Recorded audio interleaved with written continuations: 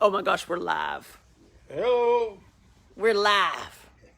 Hola. Hey. Oh my goodness. Hey, George. And look, we have the wonderful Chad Wilson here. Hello. Honestly, okay, George, this is, honestly, I'm going to say it right now, live, that right there, your album is the best shit I have heard in years. Wow. Yeah. Like literally years. I am so into that, and I want to dance to it. Maybe in my underwear. That's a totally different thing. But, George. but you can see that on Pricked. Like I started my OnlyFans. OnlyFans.com/pricked, and I'd like to dance to one of your songs. Well, I'll tell you what. I'm equally as anxious to get it finished. I love it too. It sounds amazing. It really does. And all the musicians did great. I'm just thank y'all for giving me the place to do it. And all that good stuff. It's been amazing. It's so good. I'm crazy about this. I'm crazy about it. And then we got to get George singing. Oh yeah. Yeah, get Mike George up. So, Maybe George will be the star of my video.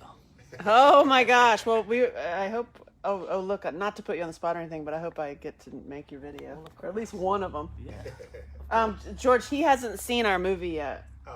Oh, dang. Okay. Oh, yeah. Yep. This one. I will. Yep.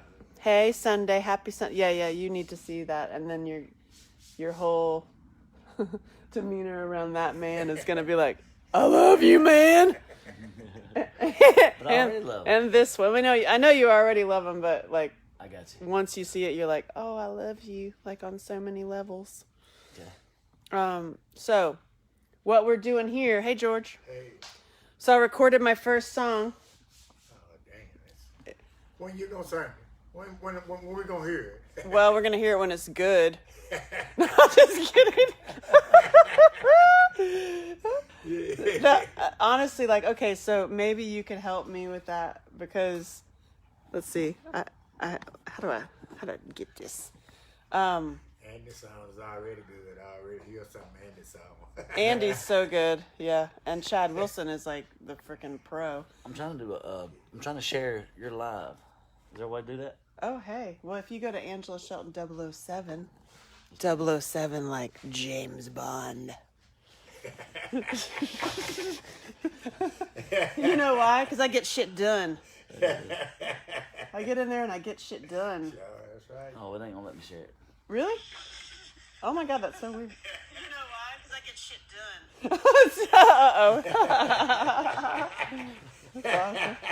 Awesome. George, I love you. Oh my god.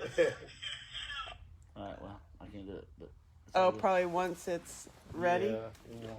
After it records, then you can share the recording, I think. Okay, now we're watching ourselves. This is like you're in the movie. You're in the dream within the dream. So what do y'all normally do? Talk about. So Whatever comes up. ultimately, Last week it was about dick pics. So. I know. Well, basically, it usually revolves around George and Andy, and you never know what's gonna happen. Like I kept everything from the movie, like everything, and on one day I was in the warehouse going through the boxes, and I had all like it's a prison movie, so I had all the nudie pictures that were up on the cells. I mean, I had all of them. So I was holding up to George. I was like, "You want this one?" He's like, "Oh yeah, I'll take that one." You want this one? You want this one? He's like, oh, and then he'd be like, I don't want that one. So like, you never know. You literally never know what's gonna happen. Yeah, that's for real. And oh, it's hot in here. Your clothes are coming off. I look forward to seeing that movie. Oh, it's True story. a true story about these two men, and so this is my dear friend Andy. I've known him for 11 years. 11 years. And he spent 27 years in prison. Don't hold it against him, you know. What? We all have our stories. We have a TV show about it, actually. Could you Sign up. Could you give the 2-minute rundown? Yeah, the how 2-minute y'all run- met and movie and everything. Yep. I met him because I was on the speaking circuit talking about what I've been doing for years is stop raping kids. Go fuck yourself. Mm-hmm. It's real simple. Change the world that way. Yeah. And then we're done. and he was talking, and then he was talking about prison reform, and we met and it became instant friends. And I was on the road on one of the many road trips I went on, and I stayed with him in Nashville, and we were up drinking wine, telling prison stories, and he was like, "Oh, I got a story for you," and he told me about his best friend, George, that man right there, who had started boxing and then became an undefeated boxer in prison. So much so they started sending in champions to fight him, including the heavyweight champion, including the Golden Gloves, and he knocked them all out. Then they offered him freedom to go fight in the 1984 Olympics, and he had one condition, and the warden and the Olympic coach were like, "Nah, go fuck yourself." And he was, that's the You movie. gotta watch the movie. And so he chose to stay in prison. Then cut to this is the story I originally heard. Then he ended up getting sick, and they gave him a compassionate release to go die.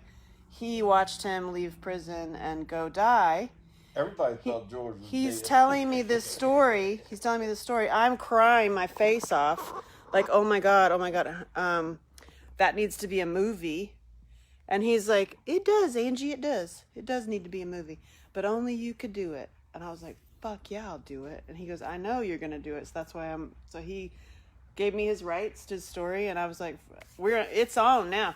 And so I wrote the script and then brought him over, and I watched him. Remember that?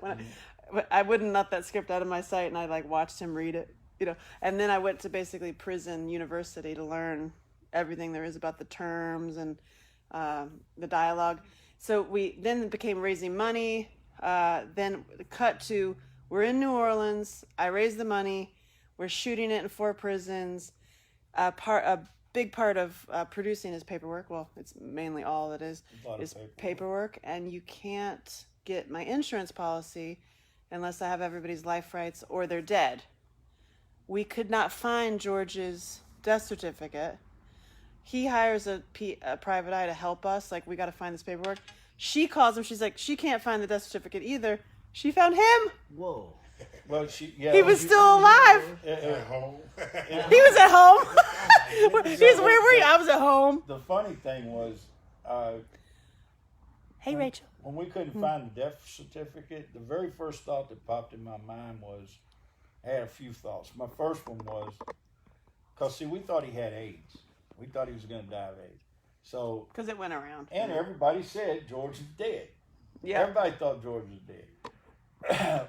So I'm thinking, if anybody could survive this shit, as long as and long enough to get to where they've got these cures now, it'd be somebody like George, And then I thought, no, that can't be, because hell, if George were out, he surely would have wrote me a letter or something to let me know he was still alive, right? And then I thought, I don't know, man. Maybe he. I had a bunch of scenarios, and the right one was, he got out. They found out he didn't have AIDS. He had hepatitis C. They cured him of that, and he got married, had a dadgum bunch of children, and he decided after having those kids that he was going to leave. He was going to do a total flip and just leave that bad life behind him. He was just not going to put his mind in that garbage no more. Wow. He was moving forward, and so.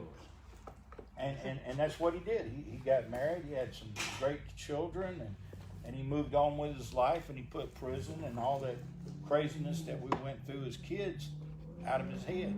Because George and I met when we were kids in reform school, and then later on we met up again in prison.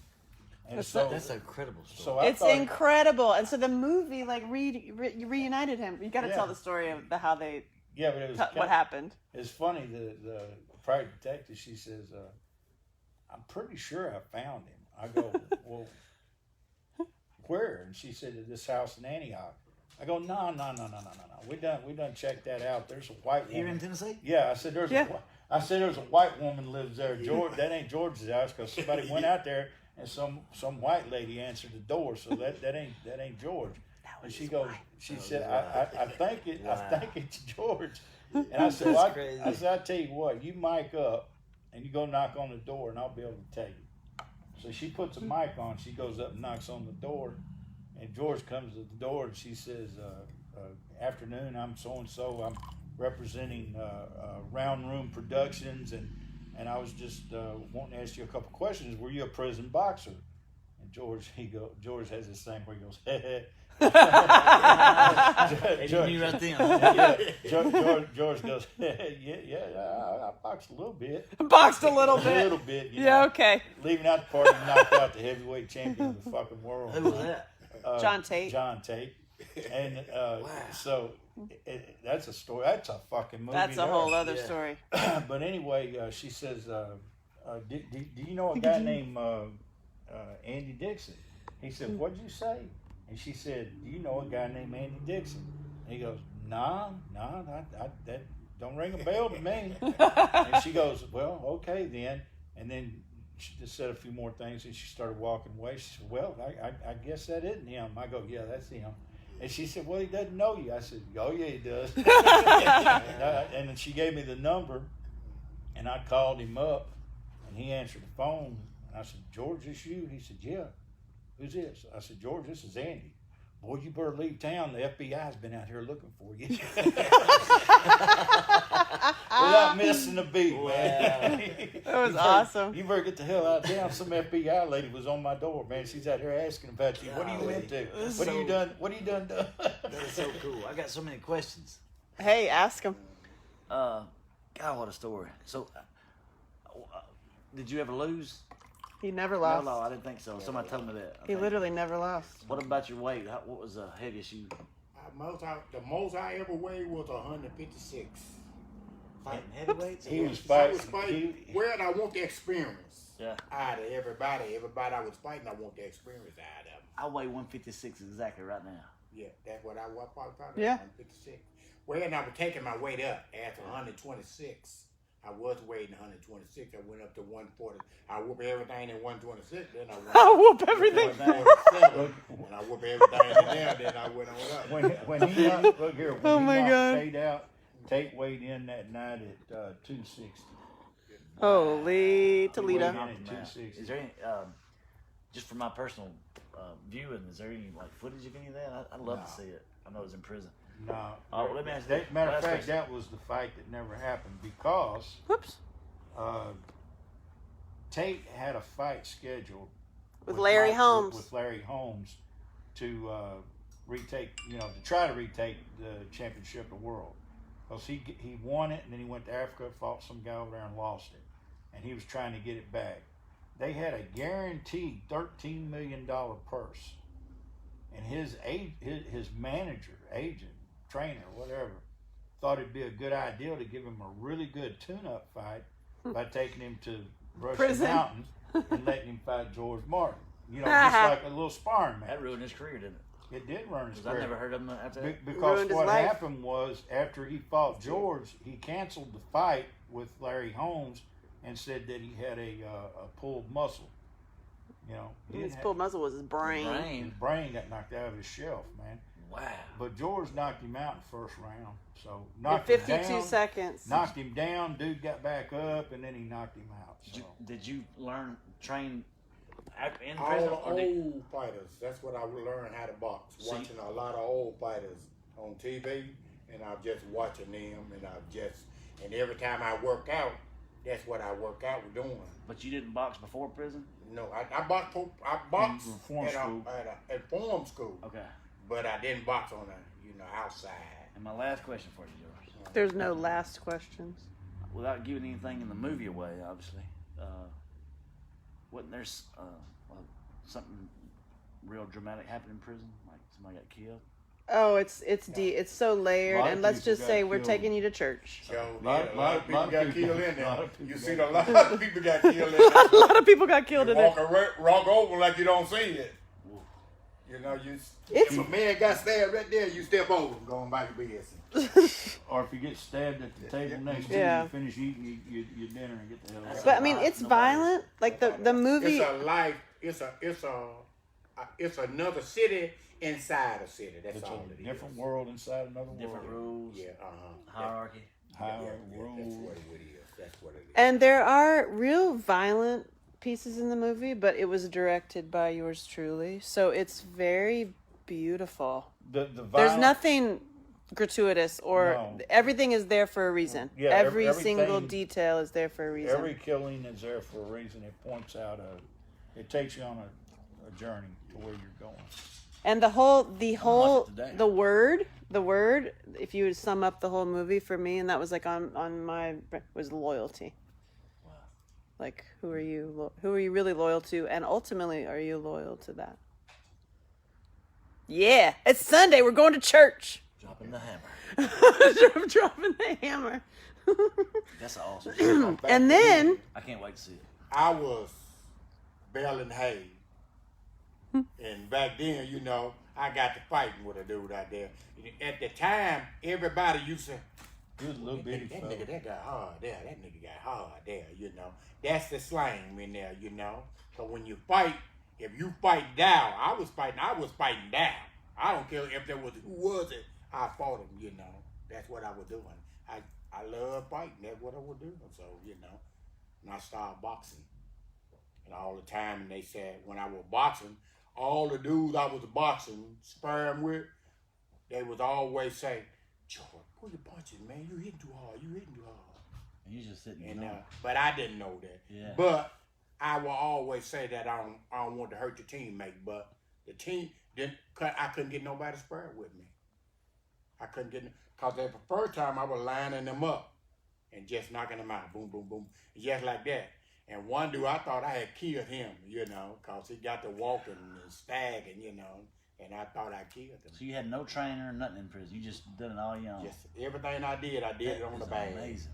I was knocking bag out the wall, and they were putting bag back up in the wall for me. I used to tell you stories about Gentleman Jim Corbett.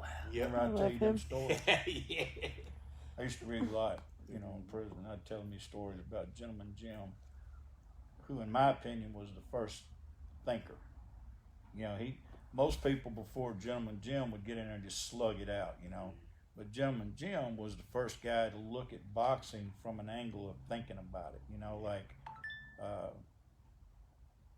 analyzing fights, coming up with a strategy for a fight, you know, as opposed to just getting in there and slugging it out.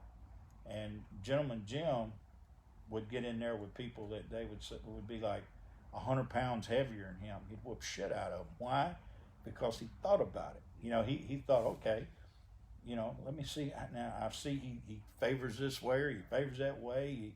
His weakness is over here. He's got a weakness over here. And that's what George did. George got to where he would plan out a fight. oh, so awesome. You know, he would plan this shit out, and it'd be like a battle plan. George didn't just go in the ring and charge and fight. He had a plan. You know, he'd like start out fighting standard, and then he'd switch to southpaw and confuse the hell out of the guy. You know, he just had different ways of Then they'll handling the tell me fight. about the fight after it's over with. They'll tell me who he was, and I said, I don't know nothing about him now. You know, that's what I tell him, you know. Who knew? Which I don't, because I always say, I got his position now. I don't want to know nothing about him now. What I always say. And the strategy, and I asked George, I said, Dairy, not COVID. I said, what kind of, you know, we got to come up with a plan to beat John. And George told me, I'll never forget it. He said, well, he says, I can't let him control that ring. He said, I got to get up close on him. He's too big. He said, I'm going to have to stay right up under him. That's the only way I can beat him. I got to He stay. wouldn't reach the whole way. Is that what you're talking about? Take his arms away. Take that Take reach that away. arm away. Right, Man, right, can't do right. nothing till you're inside. Yeah. So But he what? can stay out, beat the hell out of And him. here's something I'm going to tell you that I've only told very few people. The night before the fight, when they set the gym up, me and my team went in there and we shrunk that ring. What the hell? I love you. He does this to me every single time. Like you're always There like, we oh, go. did I? Oh, I got more We shrunk the information for ring. you. I brought Oh, it my in. God. I brought it in Oh. a foot on each side Really? to make it God. because it was a standard Oh, my size God. ring, right? Now, what does that do? What advantage does that give you? Yeah. gives Makes the you advantage closer? to the Man small from man. moving around Keeps so him much. from moving If around. he can move like he want to move in a bigger ring, he can move around. See, You when, have to chase when him. George started But if tagging he his did, ass, you he know, had can't. nowhere to go, and that protected my cigarettes. Oh my God! Now, what was you in prison for?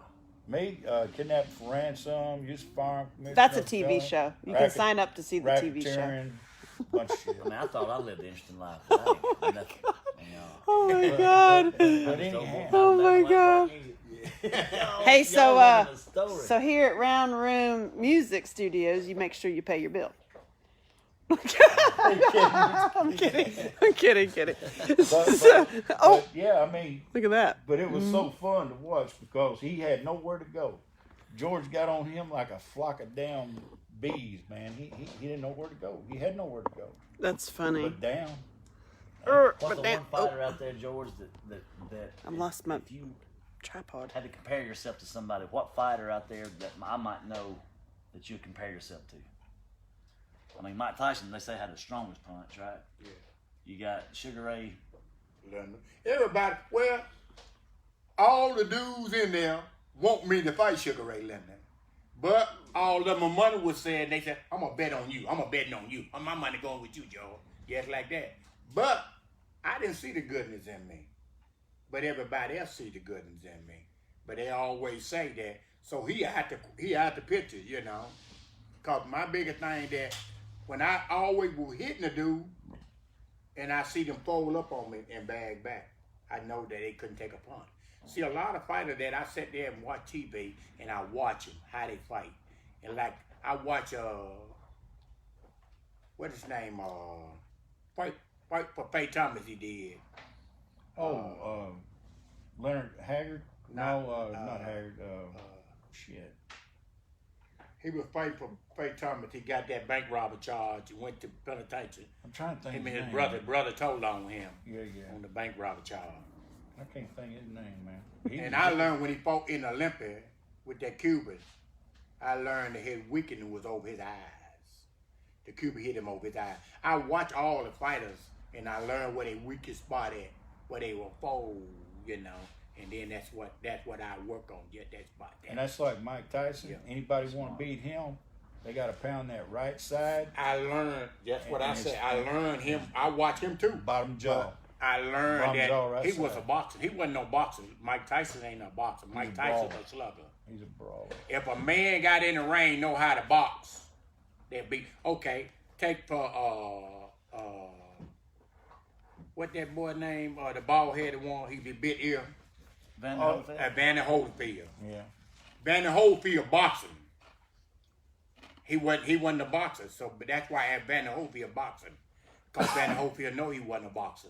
He could counter. He can counterpunch her every time defense up, yeah. and just jump, move around on him and jump. So you notice that he didn't want to be embarrassed on with Holyfield boxing him. So that's why he bit him on his ear. Because Holyfield was winning that fight. He bit him on his ear, so they Called disqualified him or whatever, you know. He He didn't didn't want to want- be in that he knew- embarrassed, he you knew know, he was or getting being a whooped. loser until Buster Douglas beat him. And Buster Douglas beat him in his own game. See, everybody that fought Mike Tyson didn't never take it to Mike Tyson. They always run from Mike Tyson. Buster Douglas was Took the it first to him. dude that fought him, beat him in his own game. He always say, I got nothing to lose after his mother that died. You see what he did? He took it straight to him. And that's what beat him, by he taking it to him. He not used to people bringing it to him. See, the James Scott was in Rawway prison. He was the same way. He was whooping everything that got in the ring with him. Only one dude to come there and stayed all night in the prison named Jerry Martin. He said, ain't but one bull and I'm the bull. And he stayed all night in the prison. And he beat James Scott in his own game. By James Scott, James Scott was boxing but bringing it to him.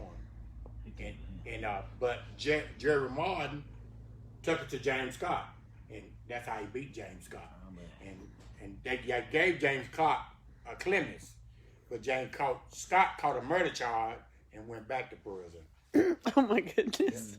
Went back, y'all did. And bringing it back to round So crazy. room music is there's a lot of music in the movie because in prison he had a band. He had a band, y'all did. And so his thing was he was going around singing, basically putting on concerts, and then he would have a boxing match, and so they could travel kind of together. Prison, And- prison. Prison to prison. Yeah. So it's very fun, and there's got a lot of a lot of great music in it. Hence, that's how we ended up here, and with you sitting here is because of music. And check this out. Here's another tie-in. One of the songs that's on the record that we just recorded here at Round Room Records, second verse is about my cousin. Now, he wasn't no boxer now. Now, he was a wrestler. Right. He never lost a wrestling match. He was a 3-time state champion in Alabama. Sweet. But that was wrestling. I've only seen him fight one time. And he was a little fella, you know, very unassuming. Nobody, you know, you would never think. He could get you on the But ground. this okay. guy, yes, he could. This guy kept messing with him at school, and I'll never forget it. And my cousin was kind of just let it go. You know, I ain't worried about him. But after so long, you know, he said, okay, well, I'm tired of listening to it. See, when school's over today, just meet me out there when the bell rings. Meet me out there. And sure enough, word got around school what was going to happen. So that bell rang, everybody went to that parking lot.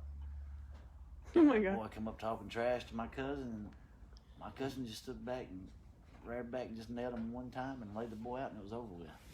Bang, like bang, and bang. Only fight I've ever seen my cousin in. Yeah. And I wrote a song about it called "Sometimes the Hurting Helps."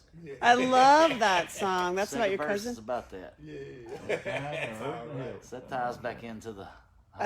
Your song actually ties very much into this story too. Sometimes cool. it's really cool. God, what a great story It is. Well, the next one's going to be about a poor old boy that all he wanted to do was play music in the clubs in Chicago, and his family wouldn't let him. Basically, they kept him involved in the crime. Who's that? Really? Yeah. Well, I'll bet. Yeah. All I want to do And is all play it is a lot of music. Looking at you, Chad. I'll be right back. Make it work. Exactly. It all ties in together. It's Because called Funky Country was our band, man. We had some fun, man. We played some good that's music. awesome. And that's why we're all the movies. So it's the movies and music. And we're expanding into having the offices for the And we're movie. going to have to revive Larry Simmons' song, Hens and Gin. I that's don't a know cool that little song. Well, my friend wrote it, you know, and it never went anywhere, but I'd sure love to have it in the movie, man. Hens and Gin, that's my weakness. Lonely nights. I've been to Chicago twice and played them streets up there. It's nice, man. I love Chicago. He spent a lot of time in Chicago. So I got to get to writing some music in, huh? Yep. When we start the film. Well, we're going to do Pricked first. Pricked is Pricked. So Pricked. I started an OnlyFans account. You know what that is? Sexy stuff. It's sexy stuff. Okay. It's OnlyFans/Pricked. And then I'm revealing, because I'm not going to put the pictures here on Facebook. They're like, and it's for a reason. Because I have a theory that if we were taught healthy, spiritually connected sex in the world, we wouldn't have such deviant, dark shit happening in the basements. That's right. So the whole show is about how to unravel the misinformation we were given as children, especially women, but men too, around sex and connection, and then bringing it to a higher place and really knowing what it means to say, "Oh my God." Because there's a reason I think that we say when we're orgasming, like, "Oh my God," it is "Oh my God," and why not get to that and have it elevate us to a whole new level? So that's really what the show's about, but it's some sexy stuff.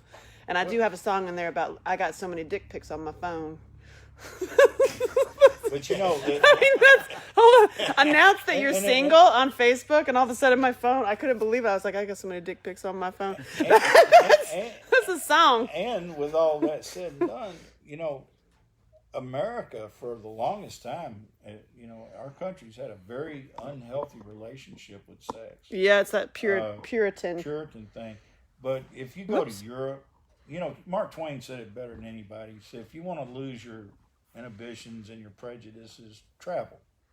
That's Simple true. as that. Get out of your little town, get out of your echo chamber, and go listen to other stuff. Go travel. Yeah. And if you go to Europe or Asia, you will find out that they have an entirely different attitude about relationships and sex and just a whole. And I'm not saying they're like fucking like dogs in the street either. What I'm saying is that we have a shame that attaches to sex in America that True. they don't carry. They don't carry that baggage. So essentially, if a guy and a gal got together and had sex, they're not going to be ashamed about it. Yeah. It's a natural thing that they found themselves involved in, and they did it, and they're going to be responsible about their actions involved in it. They're going to approach it from a healthy standpoint, Okay. not a freaky one. Don't Not get- to say they don't got freaks in Europe now, but I mean, So y'all deal with the emotion side of it too? yeah. all of it, yeah. A to Oh, Z. well, mine, the pricked is also. I'm gonna reveal a lot of self-hatred that happens and bad body image, and I mean, you're a guy and you're I'm not gonna guess your age, but I assume you've been in some relationships with some women who have had some past. And it's hard to deal with. Oh yeah, if they ain't got 3 red flags, daddy issues, and 2 court cases, I ain't interested in it. Yeah, There exactly. you go. Right, right, Okay. yeah. For real. So it's like, yeah, Yeah, absolutely. But I mean, there's a way that partners can also help and it goes both ways. Because I mean, I make a joke about, because I made my documentary, which you should see, which I thought it was gonna be funny, and I drove around the country and I met every Angela Shelton. I thought it was gonna be funny. It turns out 70%, yes, 70% have been victims of child sexual abuse, rape, or domestic violence.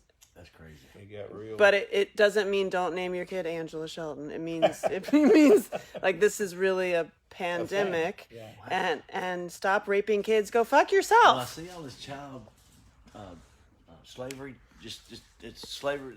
That the Trafficking. president been trying to end. Every day it seems like there's another group here. 50 Oh, people yeah. arrested, 200 here, Yeah. 1,200 kids saved here. I mean, how is that? Well, Yeah. it all goes back I mean, it's to, real, huh? America's It's unhealthy very real. relationship. And you know what? I mean, I've been down every highway in this entire country. Been to every state, and I have a place to stay in every city. That's what's called wealthy, See, in my opinion. But wait, I have a point. Yeah, go for it. When you travel like that and you get to know people, I have learned and seen that, say, when you have a very, very strict Christian conference in the town, all the bars are empty, the hotel bar is empty, but the mini bars are completely all sold out every single night, and the porn is like, so it's again like secrecy. You're blind. Yeah. It's like it's secrecy and shame and all this. And then I talk to the men and I talk to the women. So a husband and wife. The husband is doing some crazy, deviant, dark stuff.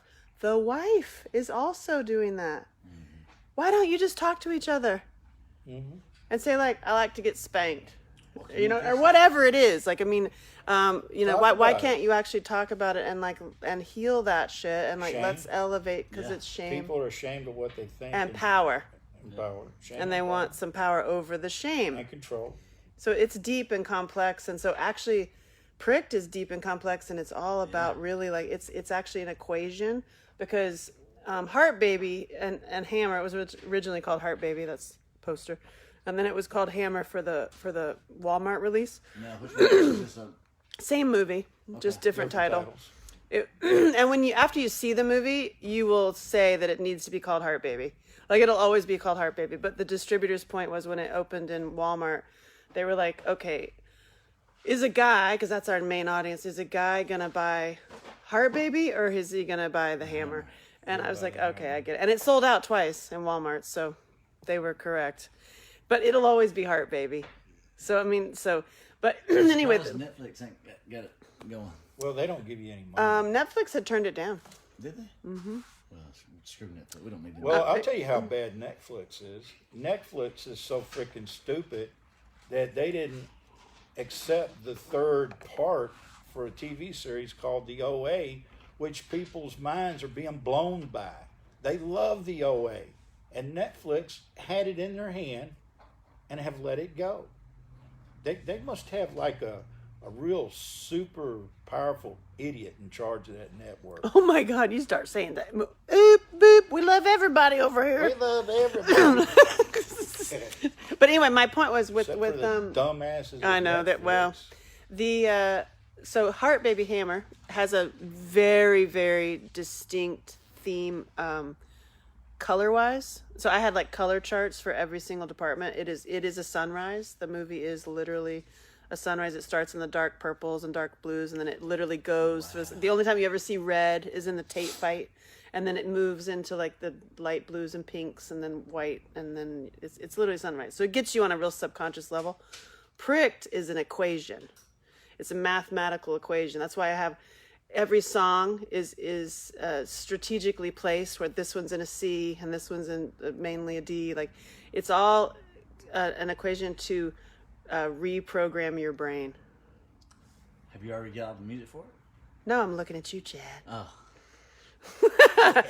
We're just started to make it. So that was the one that I just recorded the other day. Was a piece. I can't wait to hear what you got in store. Well, yeah. Well, it goes from super esoteric, almost like chanty music, to like whoa, like that kind of stuff. To like hardcore fucking death metal. Because there's a scene where I am going to die. So that's one end of the spectrum to the other. Yeah, exactly.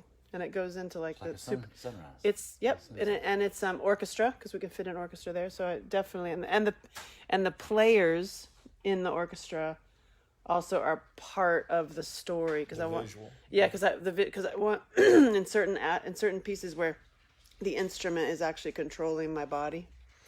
So it's Cirque du Soleil meets Vagina Monologues on peyote. Whoa. So it's like so I'm doing aerial dancing to have the fabrics represent your neural pathways in your brain, and how like we can all get completely tangled in our own thoughts. Like, have you ever seen like a text message, a series of text messages when the person had a whole conversation with themselves, and your phone was charging? You know what I mean? And they got angry, and then they broke up with themselves, and they had, have you ever experienced that? Like, that's a perfect example of like, wow, you're crazy. You just had a whole thing that happened, and like, that is your brain, and you're doing that to yourself. And that's just one example of like how our brains either twist or release. Like, you get yourself out of prison in a way, or you put yourself into it. So that's the aerial fabric. It also can show the fluidity of like the river that we're all on. And the Vagina Monologues portion is I'm going to be telling stories like that are funny, where I like, wait until I tell you how I lost my virginity. That's funny. I had to pay for it. Fuck's sake. That started a pattern. Wow. No longer paying from it. This is when I take your credit card. I'm not paying for it anymore. and so that's very funny. Only and then free dick need apply here. Exactly. Oh my god. And then the peyote factor are the visuals. I'm taking you through really, really intense visuals. I wrote it in 2007, and I was told like, there's not a way you can do that. What you're describing, I don't know how we're going to do that. But now in 2020, I'm hearing like, oh, fuck yeah, you can do that. Not only can we do that, but we could do it virtual reality. And then you could be watching it and like download your little icon and have the app. Then, I was like, oh, I'm hearing yes. state of the art kind of music, kind of stuff that's just, Oh yeah. you know what I'm saying? Yep. And so the visuals are also, I'm taking you through visuals where I can help change your mind, like literally. So I'll take all the negative thought patterns out of your brain, work on it, reprogram it, put it back in your brain. So very it's a trip. Like, it's one of those like, holy shit, what did I just watch? I'm anxious So, to see it happen. It's cool. And I have to heal, because as I start, I'm just now walking. You saw me in the knee brace, because I do these what's dancing. I mean, dancing is my prayer therapy. Yeah, you sent me videos. And I was dancing in a field at sunrise to Leonard Skinner's Simple Man, and I accidentally did splits, and my knee literally popped out, and I had to I punched myself in the face to like deal with Oh my goodness. putting my knee back. And then of course I finished the song. I really want everyone to know that I finished the song by myself in a field of flowers at sunrise. Finished the song because I cannot resist a great guitar solo.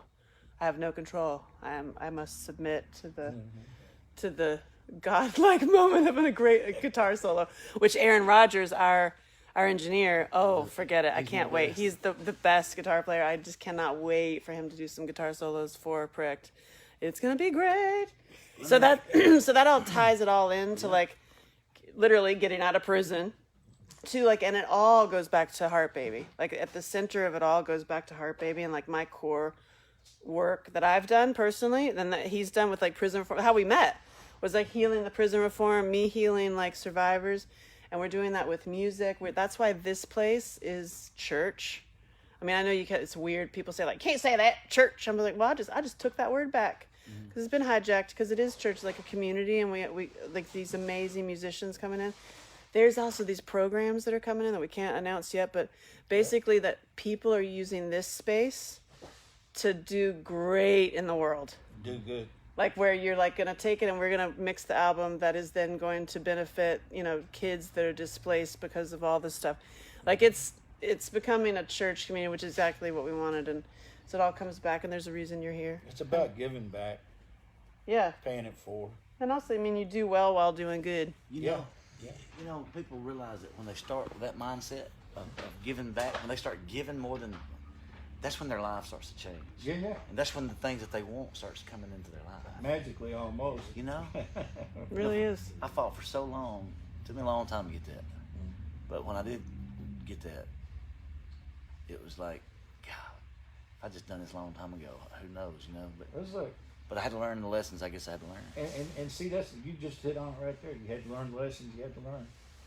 And that's like in prison, when I hit that moment in my life, when I knew that I was just sick and tired of living a life that was totally inauthentic, because it wasn't me. I knew inside of me that I was not this terrible person that had done some terrible things. I knew I could be better than that. I wanted to be better than that.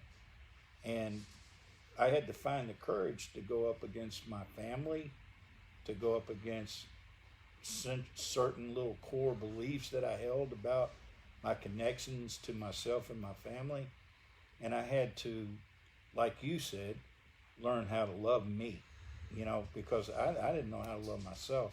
And then once I started practicing self-healing, self-love, and started opening my mind up to the possibility of being somebody that I could be proud to be, then things started changing, because then I started being kinder to people, for saying I'm sorry to people that I know that I did wrong to, and life took on a whole new meaning for me, because I became more deeply spiritual, and wrote a pretty cool book about the experience called An Out-of-Body Experience, Tree of Meditation. And it's not a large book, it's a small one, but in there I tell about kind of like my spiritual journey and how I got to where I wanted to be a better person. Also swearing off violence. I swore off violence years ago and took a position of nonviolence. And There's something profound about changing your thoughts. proud to say Oh my that God, yeah. I've held on to that. There's only, go right along what you were just saying about changing thoughts and loving. There's only one verse in the Bible that says, what I'm trying to say. The only verse in the Bible that says that they will know you by what you do is love. It's John 13:35, I think. They will know you are a disciple by the love that you show others. It's the only And one of my favorite ones is they asked Christ, they said to Jesus, because he said, love your neighbor. And he said, well, who is my neighbor, basically, and he says, everybody. But the thing is that the greatest commandment is to love others as you love yourself. You catch that? Yeah. I mean, he made it clear. Love your neighbors as you love yourself. So, if you don't love yourself, you do not have the capacity to love your neighbors. True. So it begins in here and works its way out. Just like Christ lives within us, you have to find that love inside of you and then let that love project outwardly. Because until you can love who you are, you can't love other people. And that was the hardest thing for me to get sunk into my head. But once I got it in there, it was like a very freeing experience. Because to practice self-love, we looked in mirrors and we would say, you know, Andy, you are worthy and I love you. And it felt like the most silliest, foreign thing in the world to do, to look into my eyes in a mirror and proclaim to myself that I loved you. But once I practiced that, You got past all that. I got past all of that, and I realized that what I had intuitively known for a long time was true. And that is, despite what everybody else says about me, I am a good person, deserving love, and worthy of love. Hell yeah. Amen. Hallelujah. Amen. This church right here on Sunday. It is right here. Right here. Yeah, up amongst the self. That's what I want. I said that I want to have my church. Because if I hadn't been a model, I would have been a preacher. Amen. That's the beginning of a book. Yeah, I feel, I just feel honored and blessed to be able to, come here and work and do my stuff and hang out with cool people like y'all. We're glad to have you here. I love it. And we're all like-minded, too, I've noticed. Like, everybody coming in here, cowboy, like my God. Everybody's got a cool mindset. And we're all like, we rise collectively and we rise at the same Level. with each at the same level, like water. That water. I think this past year, sort of, I don't know if it necessarily forced that on me, because that's something I've always loved building people up.